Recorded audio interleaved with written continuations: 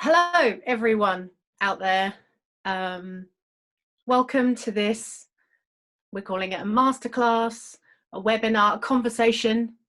I think it's probably more a conversation, really. I'm Anna Blagrove and I'm hosting, and that up there is Crispin Buxton. Yeah. Are you that way? Because you're that way on my screen. That way on mine. Oh, it's probably different for everyone then. He's Crispin and I'm Anna. Welcome to this final event of the Young Norfolk Arts Festival. And this afternoon we have Crispin here, who is a film locations professional. I come from a company called Real Connections, which is based here in Norfolk. And this event was programmed by the Norwich-based Young Film Programmers Group Film East, which is part of the BFI's Young Film Programming Network. So today we are going to have, like I say, a conversation, and we're going to discuss Crispin's career. In particular, there's 3 films which we'll get round to, called Possum, The Souvenir, and Yesterday, all shot around this region, so Norfolk and Suffolk in the UK. I don't know if we've got any international participants. There might be, I guess. So just for everyone's information, you're very welcome to ask questions. If you want to do that, you see at the bottom of the screen you've got a function that says Q&A. That's where you input your questions, not in the chat function, if you can see that. It's the Q&A box there. Just type it up and I'll see if I can ask your questions along the way. So let's get started. Crispin, welcome. Thanks, Anna, for having me. Hello, everyone. Thanks for joining us. Let's start kind of with basics here. How long have you been a location manager and in this business, Crispin? I did my first location management job. I did my first scouting for locations on a commercial in 1986, and I got my first location manager's credit on a BBC film in 1989. So for a few years. And say again? Longer than I ever intended. Really? You say that like it's a bad thing.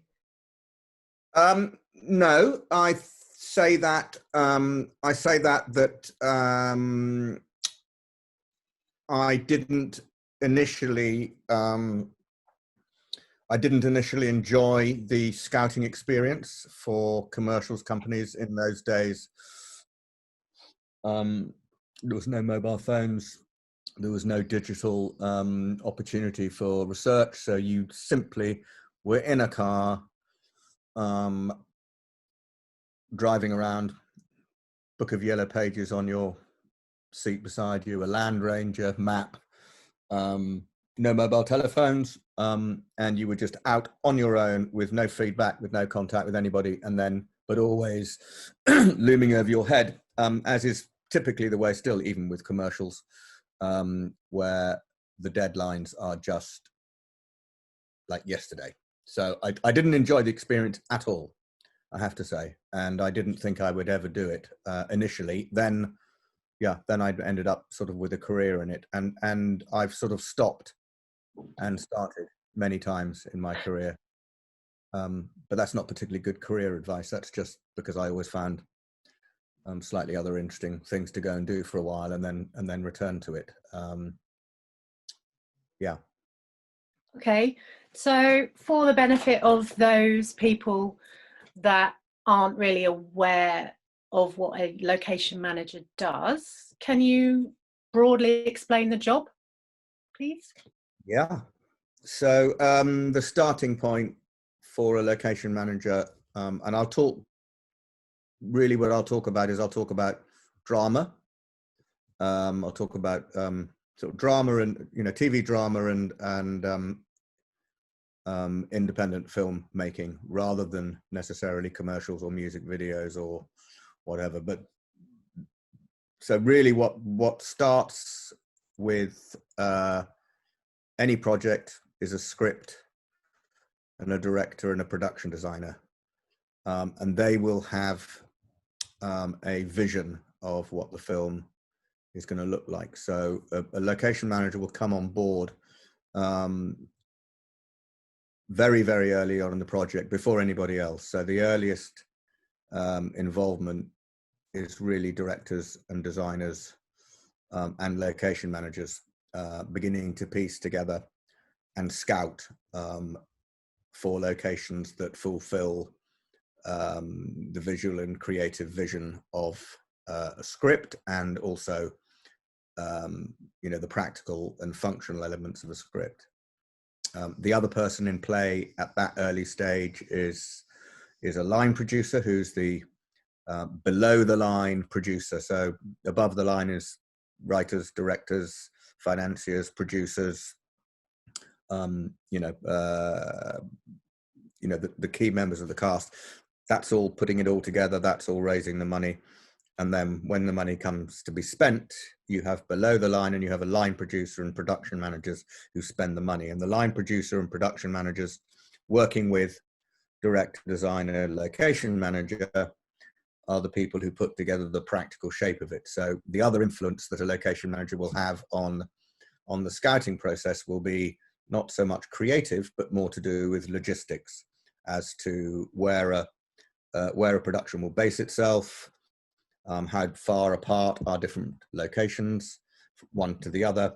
And so the location manager has, you know, really he has a creative role, and then a very, very practical and logistical role, which all feed into what does a production look like and where are you going to film. Oh, got a call. Is it important? It was important, but it's not as important as this, because at the moment. Call them back later. Okay, so there's the broad overview. Overview of how you start. Yeah, so that was my next question, was how did you get started in the business? Ah, right. Sorry, no. I was saying that was the start of the location manager's role. It goes on. Oh, okay. Well, did you want to answer? Which question do you want to answer? Let me just finish what a location manager does. So the starting point is scouting. Yeah. And then you've got to the end of that scouting and putting the whole production together. And then the location manager, with the line producer and then the new individual, the first assistant director, they will come on and they will work out the schedule. Once you start shooting, you know, and you know, in between the scouting and the shooting comes all of the decision making around locations and where you're shooting. So you're finding something, or you're deciding you want to shoot in a certain street, and then the location manager then will engage with the location owners, be they individuals or companies or businesses, and critically they are the link between the production and the general public. So working with councils, local authorities, police. So all of those, before you shoot, once you've found what you want to do, the location manager has to organize, negotiate, and contract and organize, you know, and fees, you know, in order for the schedule to work. And that can be, you know, that can be anything from simply talking to a location owner, we want to come and film in your kitchen. Art department will need to be in for 2 days before that. We'll shoot for a day and then they'll need 2 days to strike and reinstate. Right the way to, if I want to shoot in the street and I've got a car stunt, then I've got to negotiate with police. I've got to negotiate with the highways authorities. I've got to negotiate for road closures. You know, and then once we start into that thing, then you come up against statutory legislation. So, you know, if we want to shoot in that street and we want to close it, we need 48 days to go through a process of a statutory road closure. So that whole process takes a long time. So you stick that one right down the far end of the schedule because you need time to set it all up. And it's only once all of those things have been put in place that you've then got a locked schedule. And then when you start shooting, the last phase of you know of the process is very, very, very hard, hands-on, and logistics. You know, you are responsible as the location department for the moving and managing of a small army. You know, hundreds of crew, all the parking. You know, depending on the project, you can have 10, 15, 20, 30 trucks. You have a whole unit-based situation going on where makeup, wardrobe, artist trailers, catering, crew parking are, and then you've got shuttle buses going from the set to the base, to the set to the base. And all of this going on within the public domain if you're out on location. So, you know, a constant process of engaging with the general public, whether it be actually a location that you're working with, so you've got a relationship to sort of really hold on to, or whether it's just about letting the public know where you're filming, putting up signage, creating diversions, working with marshals and production assistants to ask people to not walk in the shot, and all that kind of stuff. And so there are three distinct phases. One very creative, one a lot of negotiation, a lot of businesses, all requiring a lot of detail. So in that negotiating process, that's also a time when you are visiting locations that have been selected. You're visiting them again and again and again with a designer and an art director, and people are taking measurements, and then the lighting people go to have a look where they want to put a light. So that's the sort of bleeding over from creativity to logistics and business, and then it's full on logistics, not very creative at all by the time you come to shooting. Yeah. Now I finished the first question. And that's kind of when your involvement ends usually, is it? Sort of after the shoot ends? Yeah, so then you'll have a wrap up and a tidy up, and that depends on how, it depends on the kind of scale of locations that you've been working in, and how stretched the art department or people have been in terms of reinstatement. So you can, it is conceivable you can get to the end of a shoot and finish a couple of days later. Yeah. More or less. I mean, obviously production want to get you off the payroll as quickly as possible. So a location manager is often fighting for wrap time. It's not uncommon for a location manager to still be engaged with some straggly loose ends, months after production. When you're not getting paid. When you're not getting paid. So, I mean, Souvenir 2, we finished this time last year. We'd wrapped already this time last year. Yeah. And I, just at the very beginning of lockdown, second week of lockdown, I snuck into the Fairhurst Gallery in Norwich to pick up a gloriously restored picture frame and glass that had been trashed at a location 10 months earlier, and I returned it to them 2 weeks ago. So, just an example of a loose end there. Example of a real loose end, yeah. Okay, so I've had a look at your bio. So I know a little bit about your career. So I'm going to sort of ask you a few questions about that. So in the beginning or in the 90s, am I right in saying that it was mainly TV shows you worked on around that time? Well, I was working on music videos and commercials from time to time, but principally from sort of 92 to about 96, it was predominantly television comedy. Right. Uh, So which and one? then, I did all the Mr. Beans. Actually, I didn't do all of them. I did the second half of them. So there were 12 Mr. Beans. Someone else did the first 6. I did the second 6 and the Christmas special and final sign off. I did 7 of them.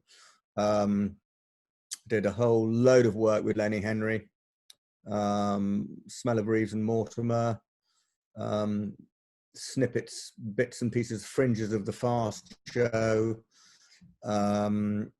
big Lenny Henry comedy series called Chef, which shot from 93 to about 95, 96. I actually ended up ADing the last series as well as location managing it.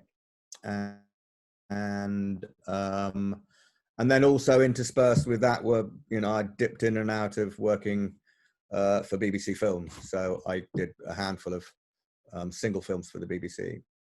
Okay. So why do you think it was that you were mainly in TV comedy? Is it because you get to be known by certain people and teams, and then you're sort of recommended? Yeah, I mean, yeah, I did. In the first 3 or 4 years of my time in the industry, I was very much picking and choosing and trying to make up my mind what I wanted to do. I discovered life on a film set with the comic strip initially as a runner and a minibus driver and, anything to get in the door. And then when I decided I wanted to kind of have a career, I got an agent, and the first job they got me was location scouting. And I scouted some this was in comedy, and I scouted for a particular production with a particular production manager. I peeled a lot of rabbits out of the hat for that production, and he called me up on his next film. And his next film was a single film for the BBC for Lenny Henry. And it was Lenny Henry's first film through his own production company. Uh-huh. So there was the production manager that took me onto the job. There was Lenny and his producer. There was the director of that show, a director called John Birkin. And then there was another production company that the BBC had insisted partner with Lenny because they were established and he wasn't. So there was a producer attached to that one. All of these people working exclusively in the world of comedy. And to my great good fortune, I came off that one film. So I came off that film with 1, 2, 3, 4, 5 key creative decision makers in the world of comedy, and they all liked me. And I literally became first choice for each of those first 5 people. So one job basically took me into non-stop work, back to back to back for about 4 years. Right. Pure, gift, real chance, nothing to do with me, really. Oh, I'm sure it was. If you had been rubbish at your job, I don't think you would have got all that other work, right? Yeah. All right. We've actually had a couple of questions come in. Maybe we'll ask one of those. I'll just mention actually somebody is in Argentina watching this. So hello in Argentina. It's exciting. We've gone international. This person is interested in Possum in particular. Okay. But I think we'll come back to that in a little while. We'll ask their other, or I don't know if it's the same person or another person, but they've said, what was your favourite project to work on? Do you want to answer that one at the moment? Wow. Wow. You must have been asked this before. I have actually, and it shifts and changes. I think there are, I had a lot of fun in comedy. I had a lot of fun. Yes, we worked hard, but they were short and sharp. Mostly, in most instances, there was a sitcom element, so there was a bit of a in front of a studio audience element. So filming the location bits was very short and sharp and very quick. So there would be kind of 5-6 week contracts, maybe 7-week contracts, and there was there wasn't any sense of out of proportion self-importance. No one was kidding themselves that they were changing the world. We were just making comedy. So it had a brevity and a lightness to the production process that, the bottom line is we had a lot of fun, but we weren't changing the world. Okay. Then I would say, so across all of those films, I had a really, really great time, and I worked with some really funny people, and my name went up 8 o'clock on a Thursday night on BBC One or BBC Two, and my parents on the other side of the world would go, "Oh, look, yeah, that's what my son does now." They kind of understood it when it was on the BBC. So that gave me a lot of career and, just day-to-day satisfaction and enjoyment about being out and making things and working on projects that people knew about, And when it comes to film, I think there are 2 projects that stand out. Well, there are 3 projects that stand out. The first one, of course, is Shooting Dogs, which was a film that we made in Rwanda in 2004, which, if anybody hasn't seen it, I urge you to watch it, but don't think you're going to be laughing much. It's, a profoundly important film that was where we recreated a particular incident that took place within the genocide in 1994, and we shot it in Rwanda. We shot it at the school where the incident had taken place, and we populated it with, extras and people like that. We populated it with those who had lived through and survived the genocide. But for almost every single one of them had lost 1, 2, or 3 family members, and so that was extraordinarily important and profoundly important. And to this day, in fact, just this morning, I was WhatsApping with one of my friends in Rwanda from that film. There are many, many, many people in Rwanda who I consider to be amongst the most important people of my life as a consequence of that. Your T-shirt. Show everyone your T-shirt. Yeah. There you go. That's the Rwanda Film Festival T-shirt, and that was from 2006, and that's when we took. There was 2 things about that film. One was we took we screened Shooting Dogs in front of the president and 30,000 people in a stadium in Kigali, and then secondly, someone who I'd met, who was having a very, very, very hard time. I'd met on the streets of Kigali in a slum, and I kind of took him under my wing, and I gave him a job on The Last King of Scotland in Uganda later on. And then he made his own short film, one of the first short films made in Kinyarwanda language, and it was premiered at that year's film festival in Rwanda. So that's profoundly important, and that the reason why it was profoundly important as for me in terms of the project was that it was, unlike comedy, it was life-changing, and it was part of an extended process of delving into the darkness of the genocide, encouraged by Kagame's government, by way of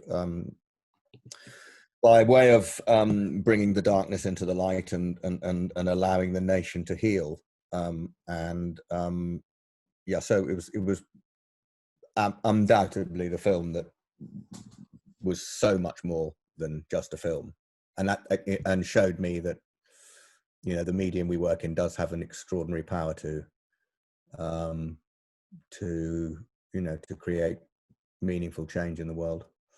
So that's.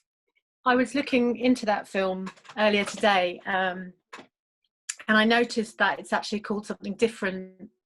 Is it in the US perhaps? Because on IMDb it's known as Beyond the Gates. Enemy at the Gates, Beyond the Gates. Yeah. They didn't. We did. The distributors, the BBC. We didn't think that. The American audience would understand or get what Shooting Dogs meant. So, Shooting Dogs is an ironic title because when the UN peacekeeping force were in Kigali when the genocide broke out, they were not permitted under international law to actually use their guns. So they were useless bystanders, and it was very, very, very challenging and difficult. They were, however, permitted, and they did shoot the many, many dogs who were running around scavenging on the dead bodies, littering the streets, in order to control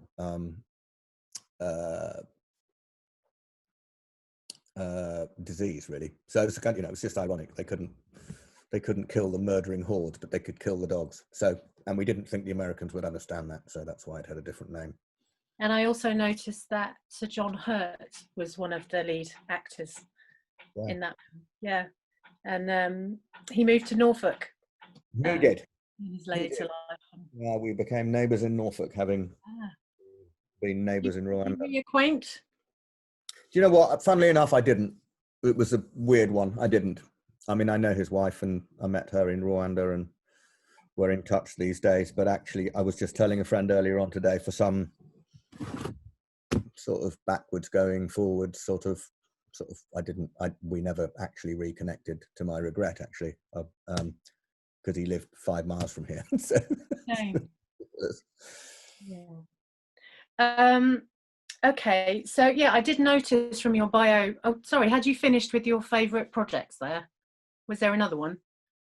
Well, I mean, yeah. So Last King of Scotland came off the back of Last King of Scotland came off the back of Shooting Dogs, and not necessarily touching in the same way as it did as Shooting Dogs did on a recent event. It also was a contemporary, in my lifetime anyway. It was a contemporary story set in the time of Idi Amin. And again, I worked, my now dear friend and business partners, grew up and lived through the Amin regime, lost family members and all that kind of stuff. So that was very profound. And on a personal level, I fell in love with my son's mother in Uganda. So that was life-changing too. And then subsequent to that, I've had a production company in Uganda where I've been involved in sort of field producing international documentaries. So that's, so those sort of stand out together. And then I think the other one would have to be the Souvenir, really, because that's the film that enabled me to properly and fully engage in the great possibilities of filmmaking in Norfolk, and what a film, what a film and the creative energy of a film, what it can bring to a region and to a community, and both economically and both culturally. I've got, so that was a film that was actually set in London.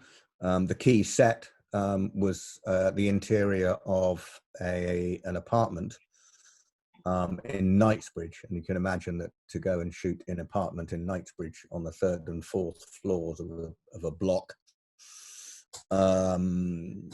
would be ridiculously expensive and virtually impossible. And Joanna Hogg actually happens to shoot in story order, so you would have to have owned the flat for 8 weeks.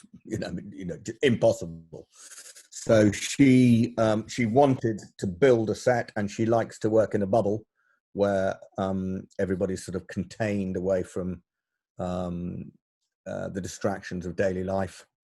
and shooting that film at Rainham Hangars afforded her the possibility of bringing up a bunch of creators from London, and kind of, I think we had about 30 crew from London and about 25 from Norfolk, and we were kind of in a wonderful bubble. And we cast extras up here, we cast key supporting roles up here. We use local accommodation, we use local caterers, we use local riggers, we use local grips. We got the opportunity, I got the opportunity through that film to to really see how positive engagement a film production can have on the community in which it's working. And from a personal point of view, it was a story that was very close to my heart. I lived through the 80s in London, so I knew that story, I knew that world. And then for me, it was an opportunity being a location manager, but also dibbling and dabbling in other things. So actually I ended up, I was the location manager on it, but I was also one of the producers on it, because I did a lot of the sort of producerial stuff, and then I actually appeared in it as well. So I actually got 3 or 4 slices of cake, and I ate them all at the same. It was a job, and a film that even today, it's a film that keeps on giving. I've got more. I think that's one of the things about those kind of the 3 films I've mentioned is that they're all films that have profoundly impacted on my career in choices I've made since, and how I view my life since. And a lot of the comedy stuff and a lot of the other films I've done are just sort of job. These 3, you'll understand from the way I've spoken about them, they kind of have a bigger impact on me and my understanding of the power of film, both in the storytelling and the making and the completing and the telling, but also the power of filmmaking as a really profoundly uplifting community experience. I mean, film production is long and hard and difficult, and is going to be even longer and harder and more difficult under COVID. But when you get a film crew working together, 75-year-old costume lady, 50-year-old actor, couple of kids out of film school, hairy ass Spark, lovely eloquent sound man who's gentle and lovely, like your darling Jonathan, I mean, just all these extraordinary people, and you're all working for one thing. You're all working for that moment in front of the camera when the AD goes, "We're ready, let's shoot it." So when you get these people all working for one thing, it's a really profoundly beautiful thing. It's a powerful and beautiful thing, and it's unbelievably rewarding. Not possible on big movies, too many people. But if you're working in the independent world, and you're working, crews that are under, no more than 120, 130 people, it's the potential for it to be a really, really profoundly beautiful experience. And it is, and has been a lot for me in my life. I was going to ask you about the pleasures of the job, but I think you've just answered that. Yeah, I think one of the things that, and it is sort of particular. So where I've come to with that sort of understanding of community and the impact of film on communities, that's a unique perspective as a location person. So if you work as a camera person, if you work as a makeup person, if you work as an AD, if you work at, you're absolutely focused. You're inward looking within the film making process. If you work as a location manager, you're both inward looking and outward looking, because you're engaging with the real world. Yeah. So you have to have a foot in both camps. I mean, it's a very healthy place to be, because being in a up your ass, I'm a film person world bubble, aren't we important? We make films, aren't we fantastic? Oh gosh, this actor, that actor. We can get all very, very, filmmakers can get very self-important. We can all think it's a very, very profoundly important thing to do. Personally, I like to have my foot in the real world, because it keeps me grounded. But it also gives me the opportunity to, yeah, you know, I just get to meet so many extraordinary people. You know, on the same job, 1 minute to the next minute, I can be talking to the people at Holcombe about filming at Holcombe, and I can be in Great Yarmouth on one of the Sink estates back off the front, and I'm talking to a bunch of people who live in the estates who are concerned about what I'm doing, snooping around for taking photographs of their front door, you know, and different strokes for different folks. But broadly speaking, as a location manager, what I've got to do is I've got to keep them really calm, really happy, really informed about what the filmmaking process is, and crucially, because the people who are paying me are not them, the people who are paying me, the film company, I've got to get them to give me what I want. Yeah. So, you know, so the end result is I've got to have a working relationship and a location that will deliver what the film wants. But the kinds of people I'm dealing with change every day, and it's brilliant. It's just completely brilliant. And we go into, you know, just completely insane things happen if you're in filmmaking and locations. I'll tell you one interesting story, which is kind of a fun story, and it's kind of a bit of the cusp of my comedy world into proper films that made a difference in the world. It was for Steve Coogan's company, Baby Cow, in 2002, and it was a film called Cruise of the Gods, and it was set on a cruise liner, and the story was, you know, sort of buffoon finds himself on a fan cruise for a fictional TV science fiction series. Before any of them were known, apart from Steve Coogan, had Rob Brydon, David Walliams, Russell Brand, who we sent home because he was all over the shop, James Corden, you know, that generation of comedians who are now hugely famous, but no one knew who they were then except Steve Coogan, who was into the comedy world and cast them. So we're making this film and we're sailing out of Patmos Harbour, where we docked overnight, and we hit an uncharted rock coming out of the thing, and the ship leaned to the left, leaned to the right, leaned to the left again, came to a grinding halt, and there's a $32 million hole in the hull of the ship. Nice. And so if you remember the Concordia disaster of a few years ago, it was the Concordia disaster 10 years before the Concordia disaster happened, but it didn't quite tip over enough to drown us all. We get off the ship. It's a big, big PR disaster for Olympic cruises. And we're making a film for the BBC, and we've got to finish it. A week later, we find ourselves, the ship has been towed up to the Onassis shipyards that line the coast outside Athens, Piraeus. You've never seen so many ships. It's extraordinary, fascinating. And we are in a military dry dock. The ship has been mothballed.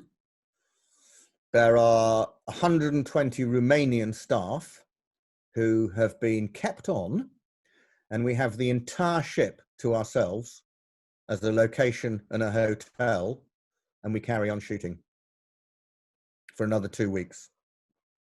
And one day I'm standing behind barbed wire with searchlights, the other side of the fence, you know, and I'm standing there and we've got this ship, and I'm going, how do we get this? You know, how do we get this? This is insane. You know, so, I mean, those kind of situations are not, I mean, that's an extreme story, it's an extreme thing, but it kind of happened. But yet, you know, we do, as filmmakers, particularly with the location department, the location team, you know, we just have a great education in life. I might as well have not gone to school, frankly, because I've learned more about life in filmmaking as a location manager by engaging with real people, real lives, the real world, and bringing those two worlds together. You know, it's just, yeah, it's a really, really great, it's a great job. And the only reason why I've ever really wanted to give it up was, one, it's damned exhausting, and two, I've got an ego, and some part of me wants to produce and direct, you know. But actually, it's what I do, and it's what I've been doing for a long time, and it's great.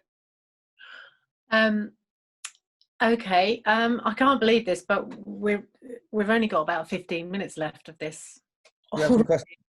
It's really flown by. So let's just address a couple more questions from participants here. So somebody called Gerard has asked you if you worked on any famous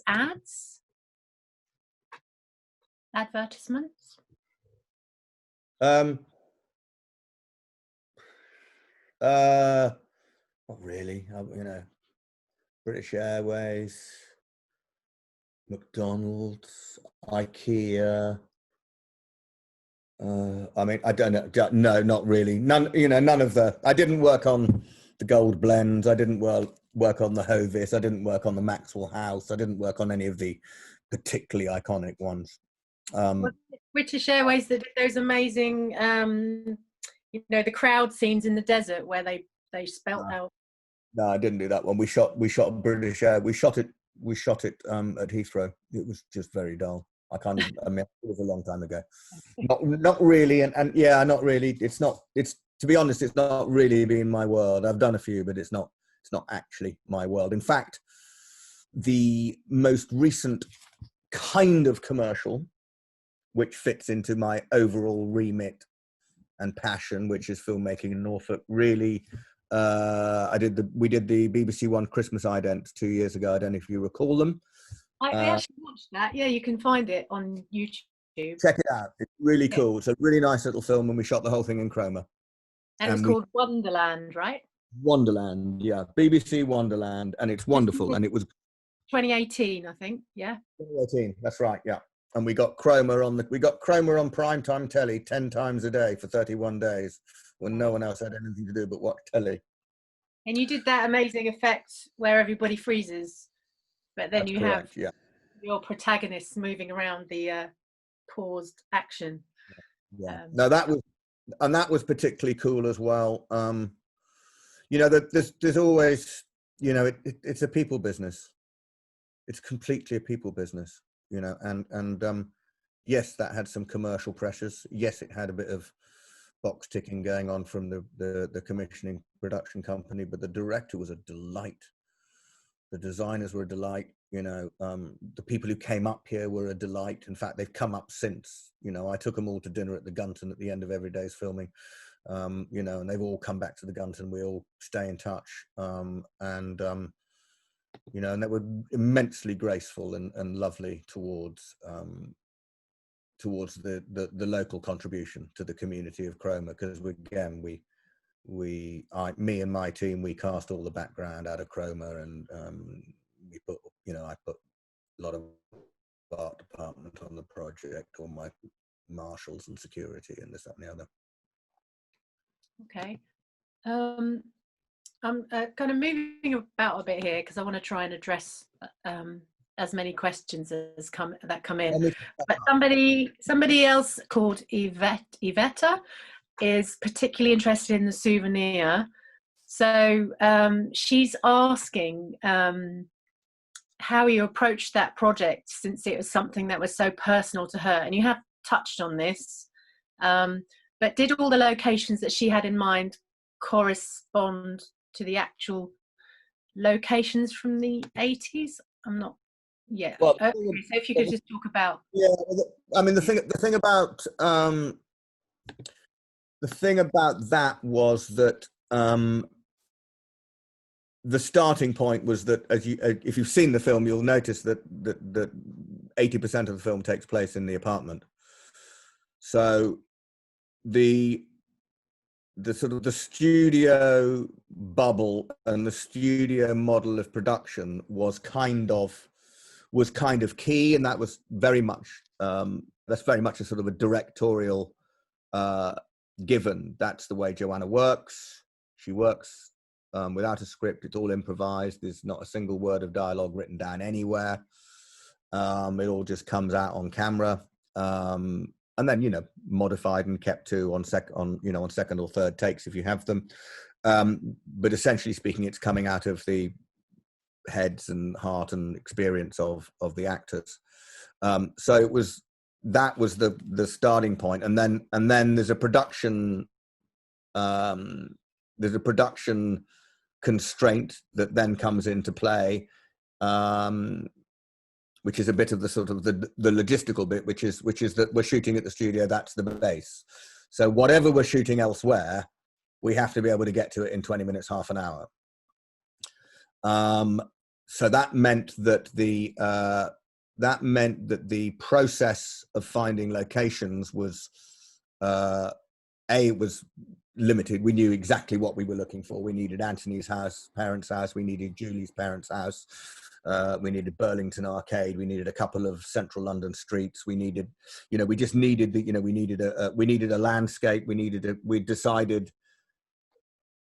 in the autobiographical, in the history, there's no Norfolk, but because we were in Norfolk, we decided to make Julie's parents' house in Norfolk and establishes it in Norfolk.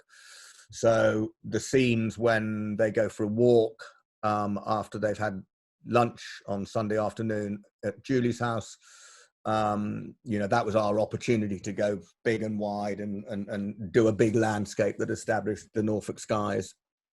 And Joanna doesn't like scouting in the normal sense of the word. So there was no question of, you know, me and teams of people running around, box ticking, you know, got to show the director 20 options kind of,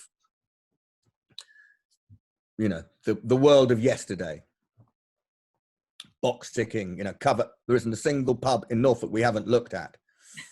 None of that nonsense, you know. Actually, it's me and Joanna, and she doesn't even like calling it. Didn't even like calling it scouting. So we would go for a pootle about. Just a pootle about. So we just do a little bit of a pootle about, and we just drive around, and you know, what's going on down here? Let's hang a left down here. And I mean, very, very instinctive, very, very relaxed. Julie's parents' house was a very interesting one because she had seen it, and she said, "There's a house in Great Massingham." I was in Great Massingham. I didn't see this house. And then I went on to Google Maps. I didn't see this house. Where is it? By the pond? No, that pond. No, but there's no house. There isn't a... We just couldn't see it. So the first day she came up scouting, got to remember, part 1 and part 2 were meant to be made back to back. Initially, they were going to be made together in 2017. So I met her at King's Lynn. We went for a drive around. We parked and we went for a walk around King's Lynn. Just, let's go for a walk. Let's get a coffee there. What do you want there? Let's go down there. What are we looking for? Well, we were looking for Soho in the 1980s, and we were looking for Cambridge in the 1980s, both of which came up actually in, and we were looking for a cinema, both of which actually came up in part 2, but we were looking for them. In 3 hours of pottering around, we nailed all those locations. Then we got in the car and we were driving to Raynham. We went, okay, let's go into Massingham and see where you think this house is. And we poodled around. There was a great big hedge and there was a tiny gap. In the hedge where you could just see the house inside. And it was like, my God, there is the house that you couldn't see, unless you were literally right at the entrance to the thing. And then another little sort of Joanna, me kind of scouting thing is that it's known as the gravel squirt. And that's when you drive into somewhere that's private. And if it doesn't look right, you do a gravel squirt, 360 on the gravel and hurtle out again before anybody comes to the front door. So we thought, well, you know, let's just go and do a gravel squirt and see what it looks like when we get in there. So we got in there and I went, I tell you what, sod it, I'm going to go and knock on the door. I went and knocked on the door, and it belonged to a friend of mine. Hey, serendipity. And then we walked in the house. She was delightful. She is delightful. She was completely lovely. We walked into the house, and literally we walked through the house, and Joanna went, "This is Julie's house. This is where Julie grew up. Don't change it. Don't." And literally, she didn't change. We changed some chandeliers, Right. changed a couple of pictures because of copyright issues, but otherwise, every single thing in that house is basically what it was. It was completely perfect. So now, and that was it. So we picked her up from the station. We'd done 3 hours in King's Lynn, and then we got to the studios. We'd found 6 locations. Nice. With no need to revisit, to ask someone else's opinion, to get options, to get alternatives. A completely different process to making Yes with Danny Boyle, and you are literally 20 schools, 40 pubs, 30 this, every beach in the city, just, and it's terribly unsatisfying, that, because you're not really contributing anything. You're just a sifting process. You might as well, a monkey could do it. We're nearly out. We've got 5 minutes, right? Okay, so we have 2 remaining questions from viewers, and I'm gonna ask you them both now, and you can choose which to answer first. So somebody, Marion from Argentina, is particularly in the scouting process for Possum's locations, and this can actually link in. Emily has asked you about what you see as the future of Norfolk's involvement in film production. So could you... Okay, so who have we got in Argentina? Say again? Who have we got in Argentina? Marion. Brilliant. I'm so pleased that Possum has reached an audience in Argentina. Fantastic. Well, that was another pretty organic process. Matthew Holness is a Norfolk-based writer and director. He intrinsically knew and understood and loved what Norfolk has to offer. And the 2 key things, there are lots of little smaller ones, but the 2 key things were the world in which Philip had grown up and to which he was returning. And in the original script, it was kind of a holiday camp. It was kind of a disused holiday camp. We couldn't get into the one that we were really, really keen on because it was locked down. It's in Hemsworth, just north of Great Yarmouth, and there is an old Bucklands that's derelict, and this and lots of. Sorry, not called Hemsby. Hemsby, thank you. Yeah, in Hemsby, that's right. Chris Hemsworth, you've got confused there. I got confused with Chris Hemsworth and Hemsby. So yeah, so we couldn't get in there, and then I took him to RAF Cultureshall, Scotto. I went there because I just had a hunch, and I went and photographed everything derelict I could find. And then I offered it up to him. We took him there, we walked around it, and he went, "This is it. It's no longer a holiday camp. It's a disused military thing. Something nebulous in his background is military, So that kind of nailed that one. Again, writer, director, his own project, his vision, came from his short story, his concept. No one else involved in those decisions, just me and him. And instant, this works. And then the other aspect of it, what we wanted to do with one of the joys of Norfolk, of course, is that we've got these extraordinarily big skies that are at once liberating, expansive, lung-burstingly full, glorious, but then actually flip a thing and these big empty skies can be really, really overbearing. And what we wanted to do is we wanted to play cinematographically with this outstanding natural beauty and the energy and the tone of the film. And we found that up at Stifkey, on the marshes at Stifkey, where all those bridges are. And that was, to come back to sort of how that happened, it was kind of it was quite prescriptive in that energy. That's what Matthew wanted. That's what the film asked, and we were keen to sort of, you know. So literally, we did. Well, we kind of start. We did a bit of running around down at on the dunes at where, you know, where the seals are, Horsey.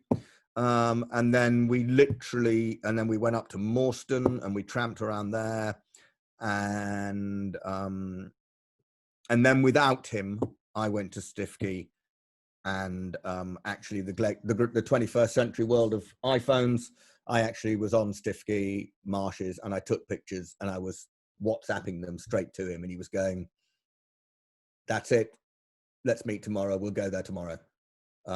So two very, very specific kind of directorial visions that were quite decisively and easily found up here in Norfolk. Both those films are signposts for the future of film in Norfolk. We're in a very tricky time. We're in a very tricky time because of COVID, but the future for film in Norfolk is bright. If you are in Norfolk and you want to get involved in the film industry, I hope you might be able to follow any sort of links into how to get hold of me. Get in touch with me, send me your CV. Whatever I do, we are passionate about giving opportunities to people to get involved in film. And if it's coming from a locations perspective, your starting point will be, you know, come and be a marshal. I got an NUA student out of bed at 4 a.m. to come out onto the Stiffkey marshes in Possum. Well, I got a bunch of them actually, but one particular, and he made me laugh, and he was just so delightful. He made tea, coffee, he tramped around in the freezing. This was the second week of December on Stiffkey marshes at 4, 5, 6 in the morning. I gave him another call on another job. He came and did a little bit of marshalling for me on David Copperfield. Then he disappeared to London. I thought he had gone. Souvenir 2 comes up and someone says, "Oh, I can't do it, but you know, Ollie's back in Norfolk." And I went, "Oh, okay." I rang him up on a Sunday night. I offered him a job starting at 9 o'clock the following morning. He came in, he was the assistant accountant on the Souvenir 2, and he has now been taken with that accountant onto his next 2 jobs as a assistant accountant in the production department of feature films. So wherever you start, if you're good, oh, you paused. You can go far. If you're good, you can go far. And now the clock's ticked. I know, we're at the end. Told you you'd have to hold me back. It's a shame because we didn't talk about everything I wanted to ask you about. But you know, maybe we can follow this up sometime with some other activity. If you're game, Crispin, we'll do something else sometime. Maybe a continuation of this. Maybe we could do a continuation of this with actual people in the same room. Oh, that would be great. Yes, with the screening of one of the films, or you know, like a show reel type thing would be great, like clips showing. Well, that would be interesting. We could do clips and we could point out how it came to be, and back to storyboards and scripts and how you kind of take something off of a page and into. Yeah, it would be fun. We should do that. Yeah, let's do that. So watch this space, everyone. Thank you, Crispin, for joining us this afternoon. I've found it really interesting, and I hope that the other participants have as well. Okay, shall we sign off then? And please, everybody, get in touch. And again, I've forgotten again the girl in Argentina. Please, can you get Marion, please, will you get in touch? I want to talk to you about some Argentinian projects. For everyone's benefit, is Crispin's company is the Norfolk Film Company. So if they Googled that, they'd probably find your details there, would they?